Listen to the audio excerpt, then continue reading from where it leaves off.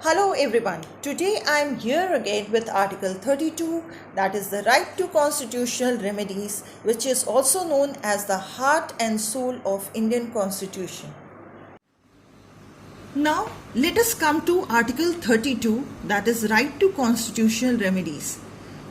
First of all, we have already discussed that you have got 6 fundamental rights, and if your rights are violated, then you can approach to Supreme Court or High Court. That means that they are justiciable. So let us see here that if individual's rights are violated, then according to Article 32, he can approach the Supreme Court, and which issues 5 writs. Now what are these writs? These writs are the orders which is given by the Supreme Court, and that's why Supreme Court is called the guarantor and protector of fundamental rights. And that's why B.R. Ambedkar has also said that this article, that is Article 32, is the heart and soul of the Constitution. ये Constitution की आत्मा है. अगर आपको fundamental rights मिले हैं और उसको अगर guard करने वाला कोई नहीं है, तो that means that these fundamental rights are useless, which is given by the Constitution. So the court provides 5 writs which are called orders also. First is habeas corpus. Next is the writ of mandamus. Third is the writ of prohibition. Fourth is the writ of certiorari. And the fifth is the quo warranto. Now let us start with the first writ, that is the writ of habeas corpus.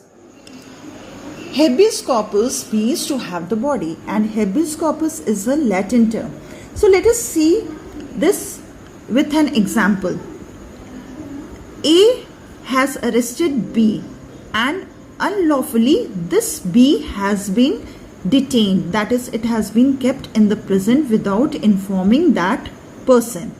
So this person or his relatives or his friends can approach to the court, that is, they can file the writ of habeas corpus, and this, according to this habeas corpus, the Supreme Court will ask the person A, that is, it can be a state or a police, that why this person B has been arrested, on which grounds it has been arrested. और अगर ये prove नहीं होता है कि A ने जो B को इलीगली इसने डिटेन किया है या अरेस्ट किया है, तो this person B will be removed from the prison, or B will be taken out of the prison according to the orders of the court. Let us discuss the second writ, which is the writ of mandamus. Mandamus means we order or command. So this order is given by the Supreme Court or the High Court to a person or a party to perform a duty, that is a public duty, or you can say that the executive is demanded by the court to perform their duty. So let us see one example here. If in your city or in your area there is a dengue or a malaria, then according to the writ of mandamus, the state can order the municipal corporation to spray pesticides or to do fogging. So this is the meaning here, that the state orders or gives the command to the municipal corporation to perform his duty well. Third is the writ of certiorari. Certiorari means we certify. So you can learn this word from this here, certi you can understand from this word, we certify. So here the lower courts, that is the district courts, are ordered by the High Court, that is the Supreme Court and the High Court, to be informed about a particular judgment, that is whether that judgment is legal or not. And if it is found to be illegal, then that judgment is quashed. Quash means that is no validity of that judgment is there. और उसको ये होता है कि वो मान्यता उस judgement की खत्म हो जाती है. Fourth is the writ of prohibition. Prohibition means to forbid or to stop.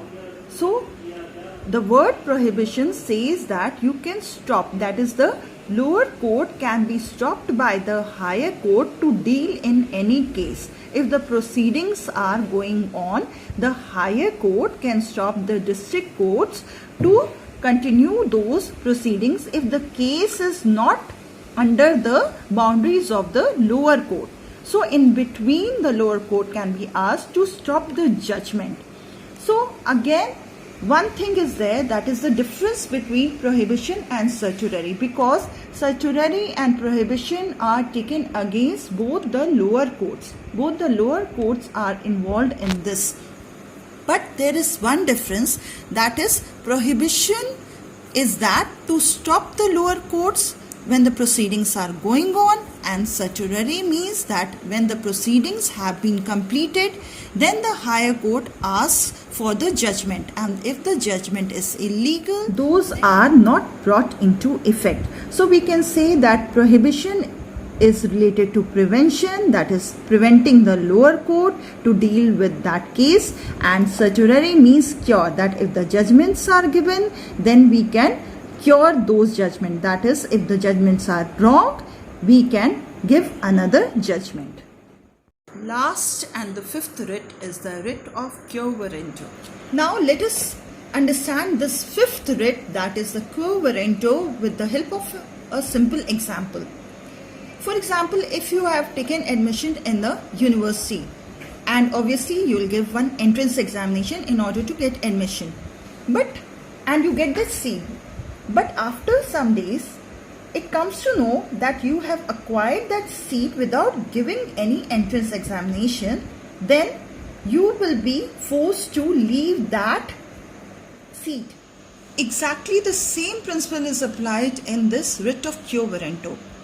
And for example, if a person who is holding a public office which he is not qualified for, or his papers are incomplete, then the court will pass this writ of quo warranto and ask that person to vacate that office. And exactly the same example one more example we can take, that if a retired person is holding that public office, and then the writ of quo warranto will be passed against that person, and that person has to vacate this office, or he will be removed from that office. So students, please mark these important lines in your textbook.